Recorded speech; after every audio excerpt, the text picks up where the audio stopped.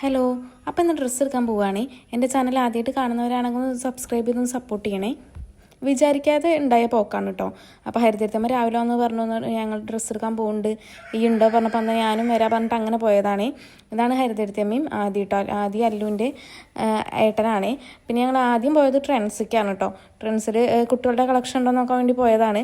അപ്പോൾ പിന്നെ ഞങ്ങൾ നേരെ സാമിയയ്ക്ക് പോയി. സാമിയയിലും അത്യാവശ്യം നല്ല തിരക്കുണ്ട് കേട്ടോ. തിരക്കുണ്ടെങ്കിലും നല്ല കളക്ഷനൊക്കെ ഉണ്ട്. സാരിക്കായാലും കുർത്തീസിനായാലും നല്ല കളക്ഷൻ ഉണ്ട് കേട്ടോ. പിന്നെ ഹരിതീർത്ഥമ്മ നോക്കുമ്പോൾ ഞാനും ആദ്യം അവിടെ ഇരിക്കുക ചെയ്ത്. പിന്നെ ഞങ്ങൾ അവിടെ നിന്ന് ബില്ല് ചെയ്ത് ഇറങ്ങുമ്പോൾ അവിടെ മാവേലുണ്ടായിരുന്നു. അപ്പോൾ ഒരു ഫോട്ടോസൊക്കെ എടുത്തു കേട്ടോ മാവേലുണ്ട്. അപ്പം പിന്നെ ഇതിൻ്റെ മേമയും കുട്ടികളാണ് കേട്ടോ. പിന്നെ അപ്പോൾ അവരെ അൺഎക്സ്പെക്റ്റഡ് ആയിട്ട് കാണാൻ പറ്റിട്ടോ. ഇതാണ് കേട്ടോ മൂത്ത ആൾ രമിത. അവളിപ്പോൾ ലീവിന് വന്നതാണ്. പിന്നെ MX അങ്ങനെ ഡ്രസ്സൊക്കെ എടുത്ത് ഇറങ്ങിട്ടോ.